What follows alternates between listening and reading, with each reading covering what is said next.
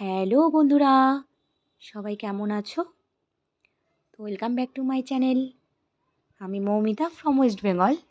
তো আজকে তোমাদের সামনে আরেকটি রেসিপি নিয়ে চলে এলাম। দেখো, এটা আর মাছের কালিয়া। তো আর মাছ তো আমরা সকলেই করে থাকি বিভিন্ন রকমভাবে। তো আজকের রেসিপিটি বেশ ভালো লাগবে আশা করছি। তোমরা দেখে নাও পুরো ভিডিওটি, আর অবশ্যই ভালো লাগলে বাড়িতে ট্রাই করো এইভাবে। তো এই যে দেখো, আমি সব পেস্ট করে নিয়েছি। প্রথমে এটা টমেটো বাটা, এখানে আছে পেঁয়াজ আর রসুন বাটা, আর এদিকে আছে কাঁচা লঙ্কা আর আদা বাটা।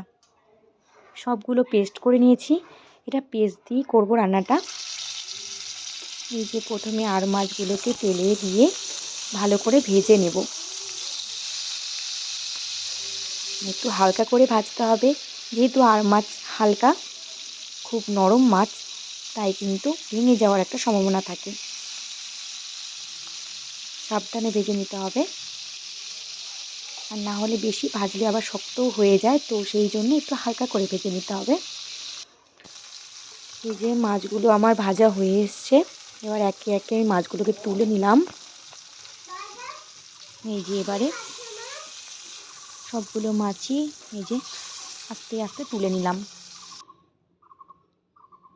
তো এবারে আবারও একটু তেল দিলাম। তেল ছিলই, সেখানে আরেকটু তেল অ্যাড করলাম। করে এই যে শুকনো লঙ্কা আর জিরে ফোড়ন দিয়ে একে একে সমস্ত পেস্টগুলো দিয়ে দেব। প্রথমে টমেটো পিউরি, এই যে আদা রসুন বাটা, লঙ্কা বাটা সব একসাথে দিয়ে ভালো করে কষিয়ে নেব বেশ কিছুক্ষণ টাইম ধরে।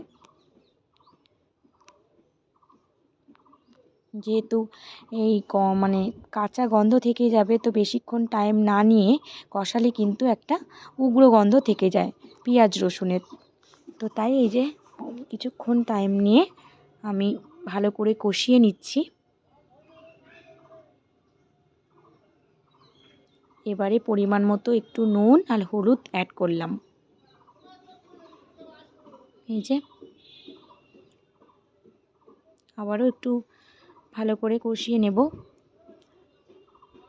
আর আমার এই মশলা কষানোটা জানো তো খুবই বিরক্ত লাগে। রান্না করতে বেশ ভালো লাগে, কিন্তু মশলা কষানোটাতে বেশ বিরক্ত লাগে। তো আমার মতো তোমাদের কার কার হয় অবশ্যই কিন্তু জানিও। বেশ কিছুক্ষণ অনেকক্ষণ ধরেই কিন্তু মশলাটা কষাতে হয়, না হলে টেস্ট হয় না। আর এই যে দেখো, একটু ঢেকে দিয়েছিলাম যাতে মশলাটা ভালো করে এই যে ভাজা ভাজা হয়ে যায়।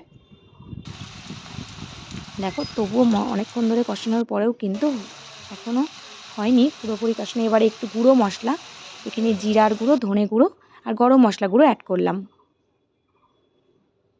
আবারও কষিয়ে নেব।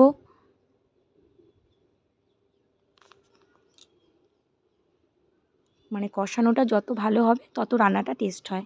তাই কষানোটার উপরেই যেহেতু আমাদের রান্নাটা ডিপেন্ড করে।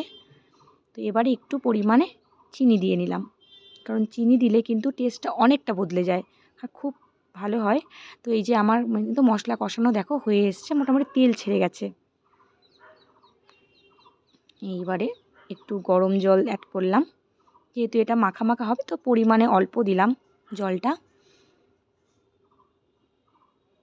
এই যে একটু জলটা ফুটে উঠেছে, তো এবারে মাছগুলো সব একে একে ছেড়ে দেব।